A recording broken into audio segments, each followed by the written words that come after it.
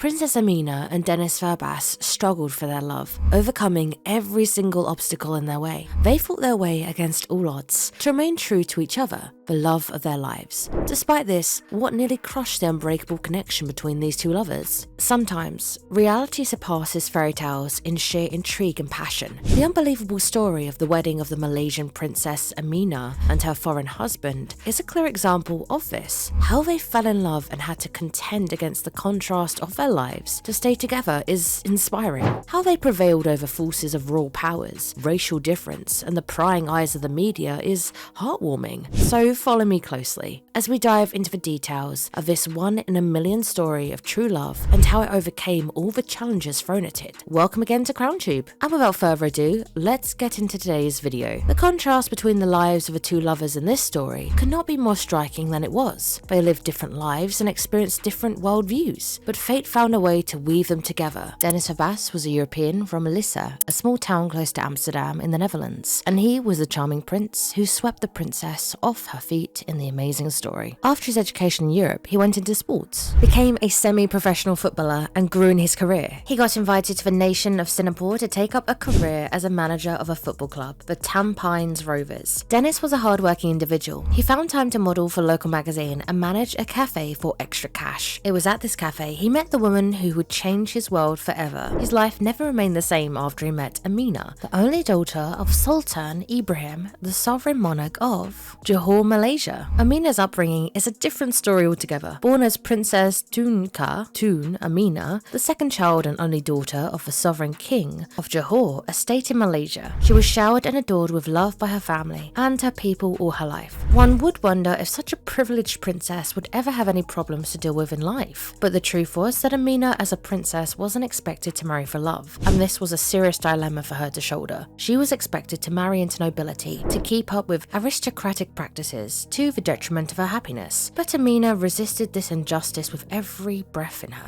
Amina's education began at Hilltop Kindergarten, then Johor Bahru Covenant School, and concluded at LaSalle College of Arts in Singapore and the Australian International School in Singapore. Amina was not only a good student, she was also noted for being quite a talented artist and was very good at horse riding. Her education ended on a good note, and all that seemed to remain to her family and the prying eyes of the public was her engagement or possible wedding announcement. But Amina had other plans. She continued to reject suitors till she was 29, insisting she would only marry someone of her choosing based on love. She maintained that she would not be coerced or cajoled by anyone into an arranged marriage. It seemed to everyone that she was staying unmarried for too long, but her patience soon paid off. One day she decided to grab coffee at a cafe while away in Singapore. That was when she met Dennis for the first time. He had decided to serve her himself as a dutiful manager. Unknown to him, but his customer that day was a real-life princess, and not just another beautiful Asian girl. Their connection was instant and organic, and after they dated for a while, the two lovers were determined to take things more seriously and get married, and this was where all hell was let loose. The royal family, and particularly the old monarch, Sultan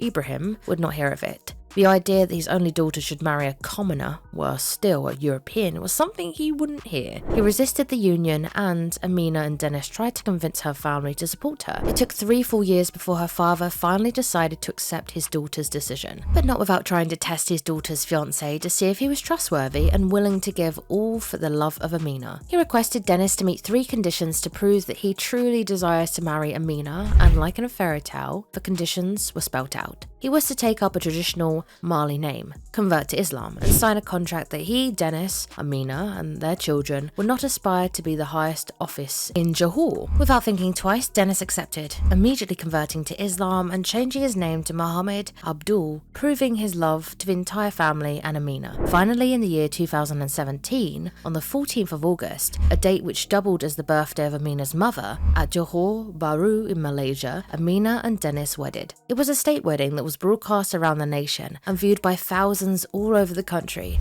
packed with balance and elegance. Over 1,200 people were gathered to celebrate the union, which was carried out in traditional Mali Muslim fashion. The groom read Amina a poem on his wedding day, a poem he wrote for her himself. They sat together on a golden sofa, thrown dressed in the finest attire, beaming with smiles as Providence rewarded them for their patience and their search for love. But after the wedding and a few years into their marriage, speculations from some parts of the public and media began to surface. Most were misleading, as they asserted that Aminah's home was not settled, as she failed in her role as the homemaker according to traditional Muslim values. Some even claim that she and her husband were in constant fights and quarrels. By the time these rumours got out of hand, Aminah herself came out to clear the air and address the public, urging them not to follow rumours and believe lies, as her home was peaceful and she and Dennis were extremely in love and couldn't get enough of each other. A few years into their marriage, in 2021, they welcomed a baby girl, who they named Layla Sophia. In the year 2023, they welcomed a baby boy, but kept the details of the baby from the public. Aminah and Dennis put effort into shutting away the media attention from her family and made their details more reclusive to public slanderers. Aminah today is very successful as a mother, wife, and career woman. She has released a range of skincare sets called Lovein's The Raw Art of Beauty, which she made for every woman regardless of age. The product name comes from the word Lovein. The product was initiated as a sign of love and affection to all users of her product. Lovein's is also manufactured at Mum Biogas Manufacturing in Johor Bahru. She has served as manager and director of Lovein's and received support from her husband and parents. Apart from being a fashion designer, Aminah is also very interested in beauty and has invested in spas and beauty products, marketing to salons, with hopes to diversify into the fragrance and shampoo business. In the year 2017, she was appointed as a member of the board of directors of the Red Tone Company and remains the main shareholder of the company. She is also the chairman of Bajara Waterfront Sid Bind Bajara Assets Berhad. She also holds the KFC franchise in Slang Lora, Johor Bahru, and is the president of the Johor Darul Tazam football club known as JDT. Dennis's career has also been on the up, as he heads a real estate company in Malaysia and chairs as a shareholder in one of Malaysia's leading railway companies. In life, it's better to be patient and get your truest desires than to allow pressure and haste to cost you the remaining years of your life. Aminah and Dennis's story would be told throughout time as a testament to the fact that true love always prevails. See you guys in the next video.